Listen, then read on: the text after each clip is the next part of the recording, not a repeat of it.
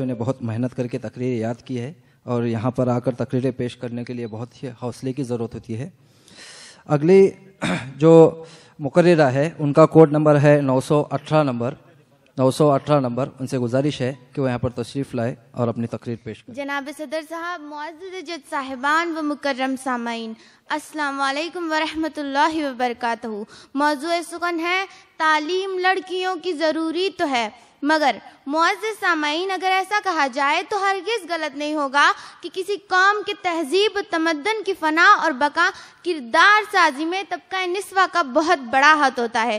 بزرگان دین کے حالات زندگی سے متعلق مضامین کو جب ہم مطالعہ کرتے ہیں اور تاریخ پر ایک طائرانہ نظر ڈالتے ہیں تو اس قسم کے بے شمار واقعات ہمیں نظر نواز ہوتے ہیں، جس میں صنف نازک اور اوصاف حمیدہ، اس کی پارسائی و پاک بازی، راست گوئی اور حق نوازی، ممتا اور غم گساری روز روشن کی طرح عیاں ہوتی ہے. معزز سامعین، شیخ عبد القادر جیلانی رحمۃ اللہ علیہ جب تعلیم کے لیے مائل سفر ہوتے ہیں تو ان کی والدہ محترمہ ان سے نصیحت فرماتی ہے کہ بیٹا جان چلی جائے مگر جھوٹ نہ بولنا. چنانچہ راہ زن ان کے قافلے پر حملہ ور ہوتے ہیں اور قافلے والوں سے سارا مال و اسباب چھین لیتے ہیں. اس بیچ ایک راہ زن ان سے سوال کرتا ہے کہ تمہارے پاس کچھ مال و اسباب نہیں ہے؟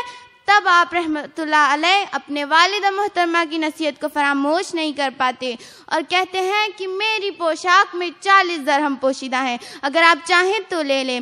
ایام طفولیت ہی میں حق پرستی اور حق نوازی آپ رحمت اللہ علیہ کی والدہ محترمہ کی تربیت ہی کا نتیجہ ہے. معزز سامعین، اسلام نے عورتوں کو اس کا صحیح مقام عطا کیا اور کئی معاملات میں سے مردوں کے مساوی حقوق بھی عطا کیے. زمانہ جاہلیت میں جب ہم جھانک کر دیکھتے ہیں تو یہ دیکھ کر حیرت ہوتی ہے کہ خدا کی جیتی جاگتی مخلوق کس قدر ناگفتہ بے حالات کا شکار تھی اور نہ جانے اس کی حیات کا کوئی مقصد بھی تھا یا نہیں.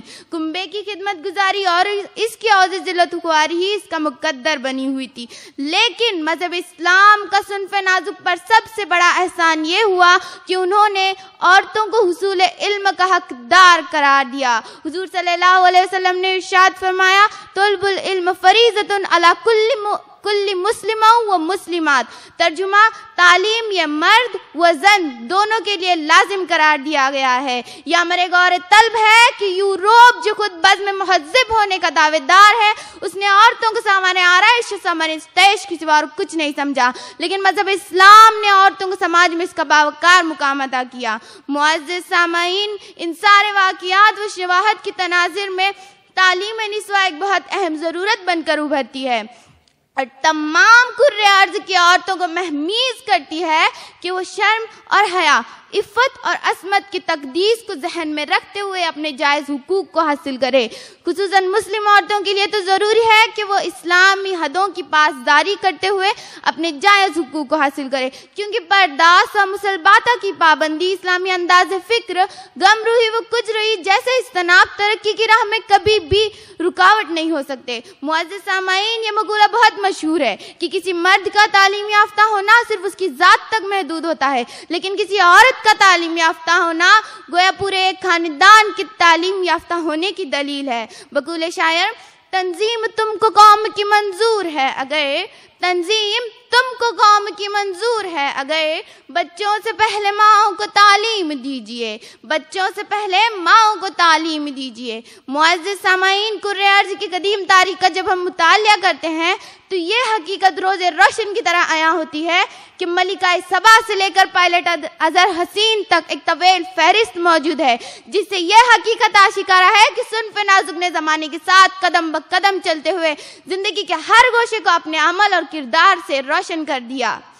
حضرت عائشہ صدیقہ رضی اللہ عنہا، چاند be be, Razia Sultana, Rani Lakshmi Bai, Sarojini Naidu, mother Teresa, Indira Gandhi جیسے سدھائے نام گنائے جا سکتے ہیں جنہوں نے اپنے اپنے میدان میں سدھائے کارہائے نمایاں انجام دیے. عصر حاضر کی دفاعی فوج میں ان نسوائی ہاتھوں نے چوڑیوں کے ساتھ ساتھ ہتھیاروں کے بوجھ بھی سنبھالا ہے اور یہ ثابت کر دیا کہ دست حنائی اور وقت ضرورت لہو کے رنگ سے بھی زیادہ لالزار ہو سکتا ہے. مجھے اپنی بہنوں سے صرف یہی کہنا ہے کہ کچھ کر گزرنے کے جوش میں دامن ہوش کو اپنے ہاتھوں سے کھونے مت دینا اور اپنے ہاتھوں سے کھونے مت دینا.